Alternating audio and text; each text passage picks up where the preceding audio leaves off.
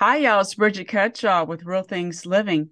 Today, my guest is Jimmi Toro. He's an artist and the author of a new book called Healed, recently released. Can you say hi, Jimmy? Hey everybody, how are y'all doing? Thank you so much for being on. And by the way, guys, he used to live in the same area I did, which is a beautiful small coincidence. I think that is a good sign, Yeah, right? When you can connect unexpectedly like that. yeah, you both know the same freeways. Yes, we do.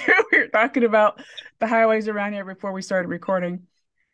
Anyway, I think Jimmy has a great, beautiful, I shouldn't say beautiful, but it's a great, resilient background story. He had experienced some trauma throughout his life when he was younger and became an artist. And I wanted to find out kind of what got him into being an artist, right? What kind of art do you mostly do? Mostly do oil paintings. Being an artist is interesting. If you go down that road, if you want to be a good artist, the one bit of advice I would say is to be prolific. It takes a long time to go through the process of learning your craft and then copying other people's styles, eventually arriving at your own style. Right. which is difficult because there's so much art out there and there's so much good art out there to go out into that plethora of art and actually create something that is uniquely you is a bit tough to do. Right. So you do mostly oil paintings and you are now moved kind of out west Yeah. and wondered what prompted that.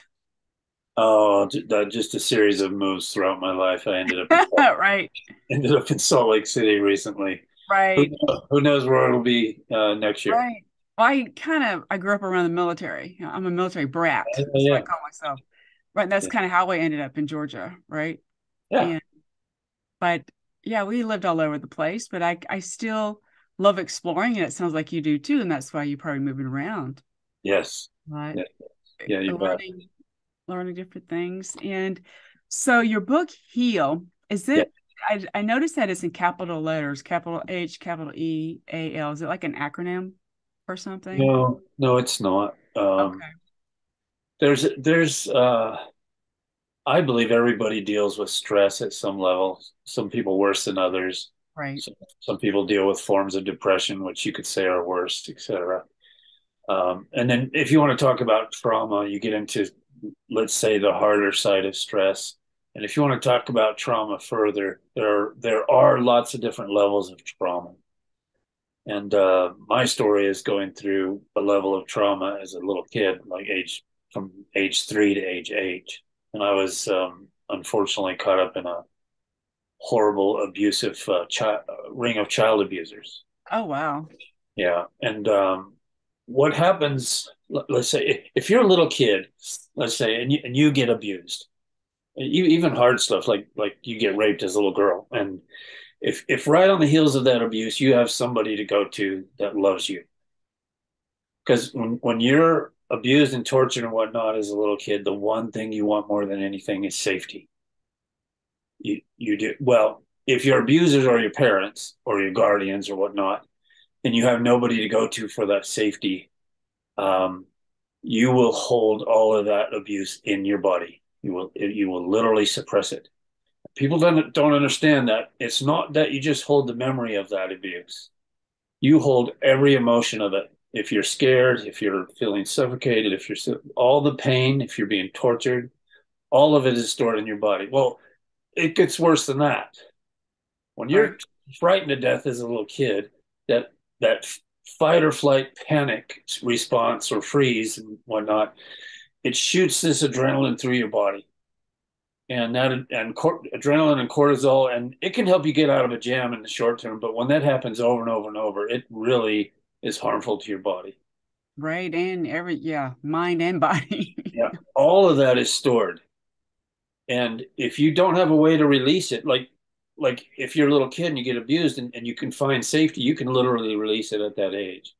But if not, you store it. And then it's not uncommon in those extreme situations that later into adulthood, often with men, it's around your 50s that it all comes tumbling back for various reasons. Women seems to come back a little sooner. But when it comes tumbling back for whatever reason, all of that comes back. And it is absolutely horrible. It's horrific because you feel all of the emotion, all of the scare. It affects your body the same way. The harmful hormones come pushing out through your adrenal glands into your system, and you have to relive all of that.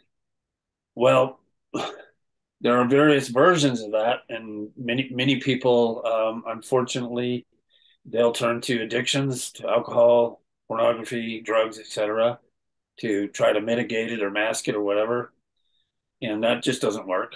That only exacerbates the problem because you have to deal with the trauma on top of dealing with your other addictions if you choose to Right. go there. And unfortunately, many resort to suicide to find a way out. And equally unfortunate, many never heal and they spend their whole life dealing with this and then they die, which is very unfortunate. And so my book chronicles this whole process of trauma, explaining a whole lot about it, what it is, how it works, how it reacts, etc. And then the last half of my book is 22 stories. I went through hundreds of these, but I picked 22 actual traumatic events I went through and how I healed. And the healing process is often confusing too, because many of the psychologists and psychiatrists and therapists and whatnot have different opinions on how to heal. Some go through talk therapy. Many talk about physical body things, tapping, breathing exercises, EMDR, which is basically physical ways of keeping you grounded when you go back into that past story and relive it and face it and whatnot. And so there's a lot of confusion about how to heal. And so I addressed that. I addressed what worked for me, and I actually healed. And so this idea that your show is primarily about is facing tough things and having courage and overcoming. Well, Right. it's exactly that. You do have to face them. I'm glad you pointed out that everybody's response is going to be different, Oh right? yeah. Oh yeah. And it has a lot to do with your support. Like you said, if it's your parents, you're not really going to have someone to go to. No. Well, especially in those younger Yeah. years. And as you know, when your brain's developing from about age 0 to age 8, if this stuff is happening to you, then it has a more dramatic effect because it's in those years that we are literally soaking in everything around us. Yeah, and your brain's developing. Yeah, Your yeah, thoughts, your feelings, and you're yeah. seeing all this. Wow, that it is amazing. And I noticed too that more people are going to become psychologists. You think it's just more prevalent? I should say prevalent. People are just been suppressing it and not talking about it. And you're being brave to share your story. You think I just know so many people that are becoming psychologists. You think I was just wondering, you think they have had issues? I think many have actually, um, but still, once again, there are levels of abuse, right? And so, Yes. little Susie, for instance, she can be on the playground and kids come and bully her and embarrass her or pull her pants down or something. And that Different. trauma, though it's not rape or there's no blood and da da da, that is a form of trauma, and that can literally stick with little Susie, and she could become an adult and have a fear of speaking in front of people for whatever reason. Right. That's a good point. Right. Even in that, let's say, minor abuse, um, she can actually go back to that moment when that trauma happened, and she can figure out how to release it. And that's the good news of the whole book and the whole idea is that it's stored in your body it'll be stored there for decades or your whole life if you don't figure out how to release it. And Right. if you can release it, well, hooray, it's out of your body. All the memory, all the emotions, all the ill effects of the hormones, all the stress hormones that literally can just be dripping into your system your whole life. I mean, you know, people that constantly say, I've had anxiety for years and I still do. Well, how can you get rid of that? Right. There's ways. In my opinion, there are ways to do that. What's the most common way that you're talking about releasing it? What is the most common way? Well, the way that worked for me, and it's not an uncommon way, Right. is there's you might wonder, people might wonder why people hold on to their stress. And I think there's two main reasons.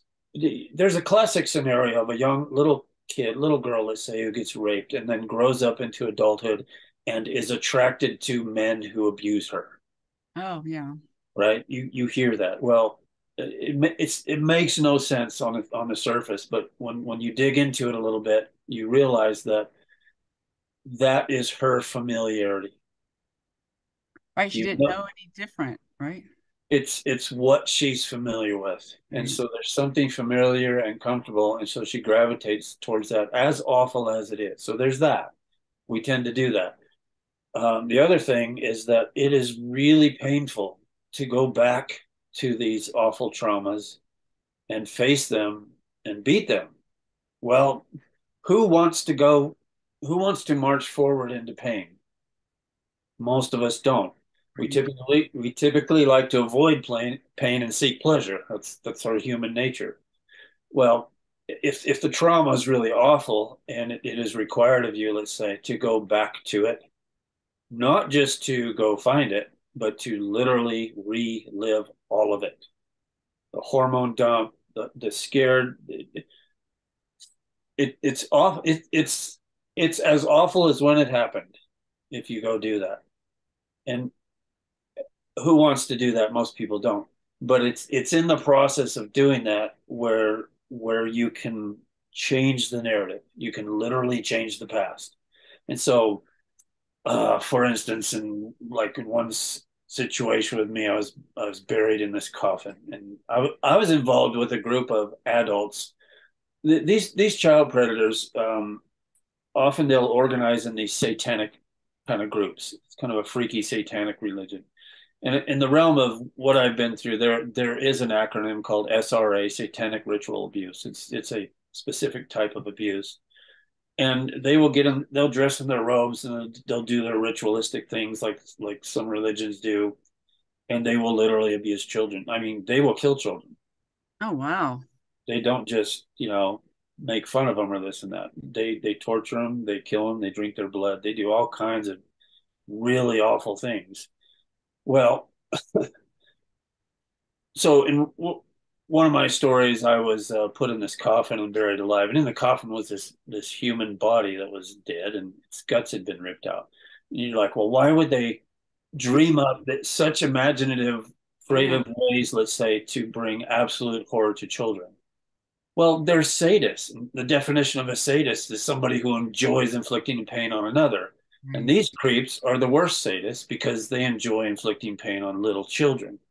And so they're the ultimate cowards because little children don't fight back. They can't They fight don't, back like right? They don't adults. know how to.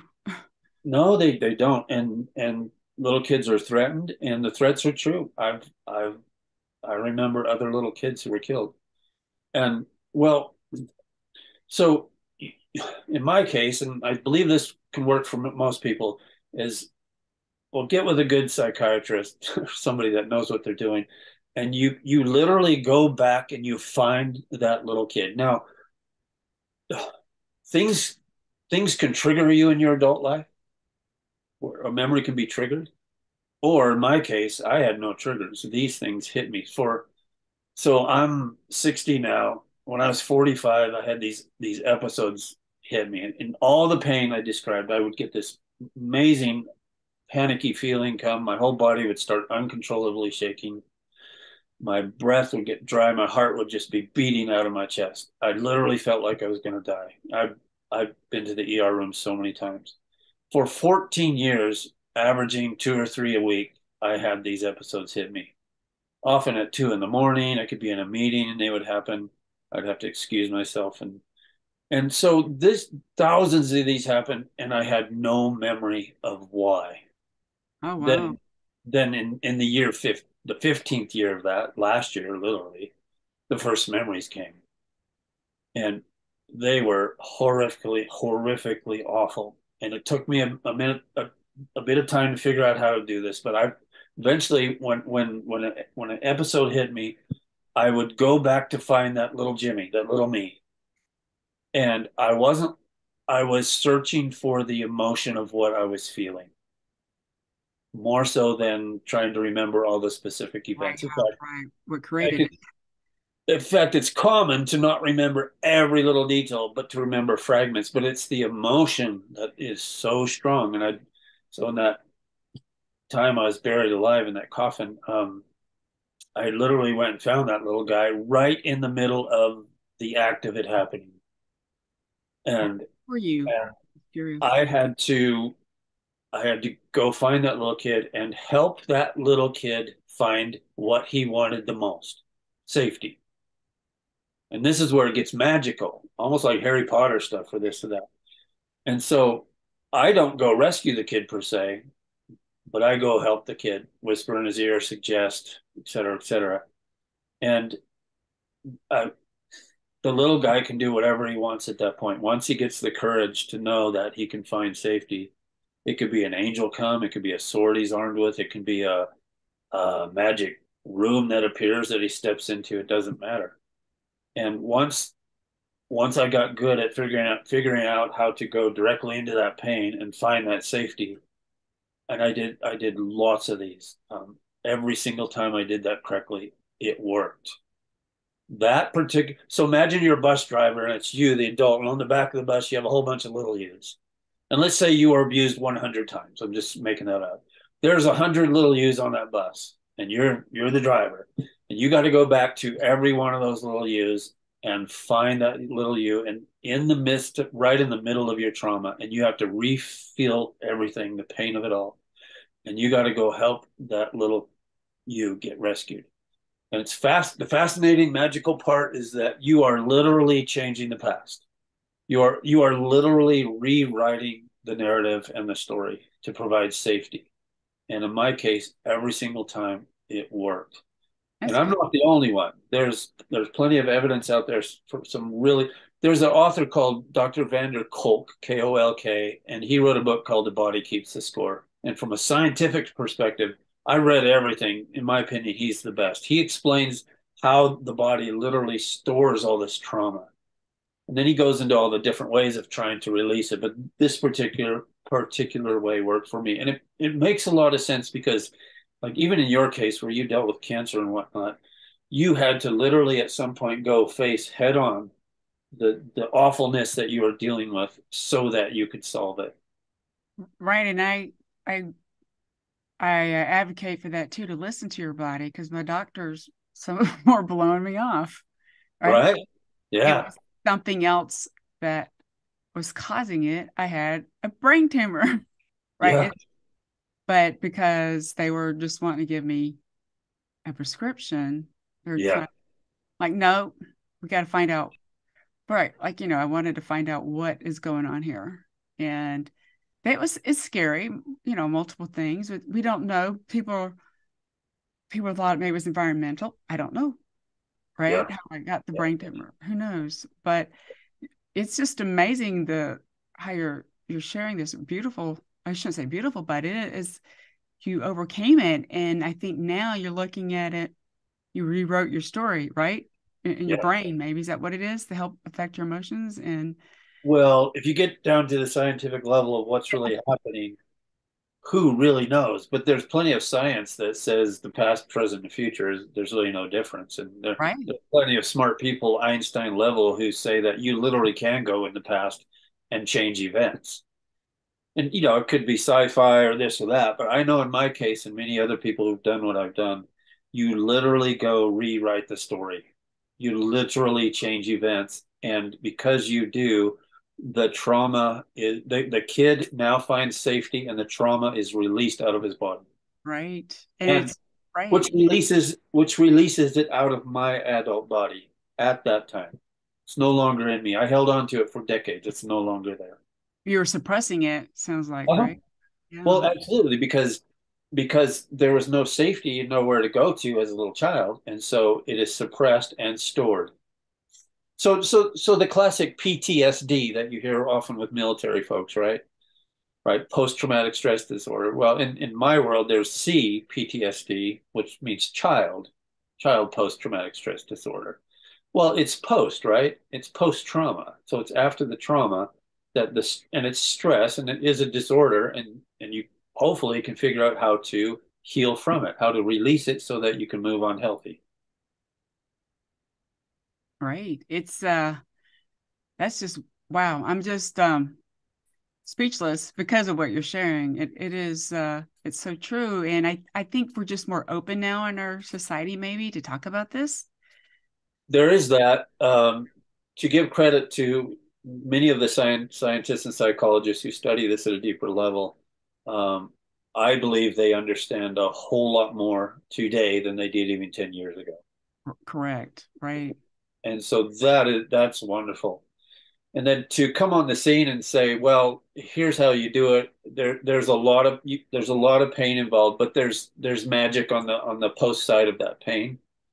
Um, that's incredible. So as you're saying all this, you got through it. It also, this trauma helped provide you with some personal power, right? To move forward. Is that the right Yeah. word? Well, when you suppress it for decades, which is Yeah. not uncommon actually, Uh-huh. I up until last year I had zero memory. Now that I know, and I look back on my life, like for instance, my father was part of this. He was an awful character. When he died, probably about 15 years ago, something like that. I remember going to the funeral home and there with my sisters and whatnot. There's at some point there's my dead father's. I felt nothing. And it shocked me that here's my, most people when their father dies, they're crying in their mourning. I felt zero. And it shocked me that I felt zero because I'm a very caring person. If you talk about anybody involved in pain, it really affects me. And for years that bothered me. Why did I feel nothing about this, my father who passed away? Now I know. Well, He was an awful individual who was part of this ring of child abuse. and it sounds like the time frame you said, if he died 15 years ago, then you started experiencing all this Yeah, anxiety when it around, it sounds like around the same time. It came pretty back. close. I'm Yeah, sorry. pretty close. Yes, Yeah, it's around that same time. So it maybe triggered it. It maybe. maybe. Yeah, I'm not a maybe. psychologist, but it sounds like it triggered it. And I think Well, wow. a lot of a lot. Once now that I know what I know, I mean, I look back on the decades of my life, and much of my art. I've done a lot of music in my life. Much of my art is around the theme of child abuse. I never knew why. Oh wow. Every every, every time I would hear a story about child abuse or anything, it just really fascinated me. I really got into it. I never knew why. Now I know why, because it's my Yeah. story. And so I've been studying child abuse and its effects for all these years, not knowing why. Now I know why. And then now that that's my story, I'm like, I can take my art and my story. I can go out in the world and hopefully help not Right. only. So I've set up a nonprofit recently. It's called Rescue 11, rescue11.org. And the purpose of our nonprofit is to go into communities and to bring awareness that these childhood abuses, these predators, these creeps are literally right in your communities, and they often they wake up every day to plot to steal, kill, harm, and abuse your child if they can get away with it. They're very good at what they do. They're very good at not getting caught. They are as addicted to child abuse as a hardcore cocaine addict would be addicted. And they Right. don't look at a child like you and I look at a child. They look at a child no different than maybe looking at a ham sandwich, where a ham sandwich satisfies their need for hunger. A Right. child satisfies their need for their sexual deviancy and their desire to control. One child abuser out of prison said, "I am the master manipulator. I manipulate children. I manipulate the adults around me. I was Wow. a father, a son, a brother, etc., and nobody knew that when I saw a little 5-year-old girl, I was sexually turned on." Oh my gosh. And so these people, you find them as mayors, as politicians, you find them in police forces, you find them in your community, and they are the ultimate cowards and the ultimate hypocrites. And what I want to do with my life going forward is raise awareness within communities. And so we go into a community. We actually set up clubs at high schools because Okay. these kids, they're the ones that are being targeted. And the job of the high school club, with our help, is to make connections within a community, reach out to the police force, to the legal community, to the judicial, to other nonprofits, to religions, other groups, and kind of become a hub in this effort to raise awareness that, hey, in our community, these child predators exist, and here's what to look for. Here's how they get to your kids online, and just raise this awareness. And so Wow. that's what I'm about. Now, in addition to that, anytime I can talk to an adult who's been traumatized or who doesn't know how to get rid of their anxiety, definitely happy to talk about that. Do you think, I noticed too, a lot of people are taking medication for this? Is that helpful? I mean, I don't, never had to take it. I didn't know if that would help maybe in the short term. I don't know. You know, I would have a hard time speaking to that because each case is so Right. different. It's unique and depends on the trauma and their bio, how they're wired. Yeah, the thing about medication, I would say would be if you're taking a medication to avoid the pain of going directly into it, you might want to consider getting off the medication and facing the pain head on. Now, that's Right. really hard to do, and most people don't want to Yeah, do that. I don't want to do it. That's why I was just thinking that if if I had ever do it, I mean, I did it. It would just be for the short term. I don't Yeah, know. I don't know anybody, but I just know some people, and I read about it a lot and how it's anti. I'm sure you heard about. I'm talking about the topic here. The guy that shot some people here. yeah, He needed he wanted medication, yeah. and that's not wasn't going to help him, right? I don't think. Once again, don't know that particular Right, we situation. don't know, but I'm sure you heard about all the stuff that happened a couple of days Well, ago. yeah, there are a lot of people that do take medications to help with depression and anxiety, no doubt. My advice to somebody would be not to change whatever their doctor's doing. My advice Correct. would be consider uh, so there's this idea in life that we can go on, let's say, a heroic journey. And you know, if you take the classic story that's been told through history, where there's a knight, you know, in the medieval times, there's a knight who leaves the castle walls to go rescue the princess who was stolen by the dragon, right? As soon as that knight steps outside of the castle walls, now there's danger. There's no longer safety. There's Right. safety behind the castle walls. And that knight has a mission to go on. And the mission is to go straight into the most danger, uh, being killed by that dragon. Right. If the knight is successful and doesn't wimp out and return or have too much fear and actually does rescue the dragon, sorry, rescue the princess and kill the dragon and comes back, that person has gone on their heroic journey and it was fraught with a whole lot of danger and pain. That's a lot of trauma, A probably. lot of trauma, a lot of, yeah, exactly. Well, my encouragement to people, especially adults, is to go figure out your heroic journey and know that it is going to be going straight into the pain of whatever it is you have to overcome, whether it be a physical thing like cancer or mental thing like trauma or some anxiety or depression. Um, yeah, you know, not that drugs do or don't help. It's not my Right. area, but respective of this drug or that drug, you still got to go face it. And You have if the to. drug you're taking is masking, like an alcohol, you know, is masking, getting in the way of going on your heroic journey, well, then maybe consider what you're doing. That's true. And I also think you gotta be I think brave to Yeah, reach out, get some support. You can't I don't think you could heal without having some kind of support a little bit. I could be wrong, but I think you're right. When I was going through these episodes and remembering them, I had either a spouse or a daughter or a friend or a psychiatrist who was a really good friend. There's no way I could have done that on my own. right, because they're going to ask you the right questions or at Well, least not tell only you. that, think about this. You are literally going and reliving what that little kid went through. What did that little kid want most? Safety. Right.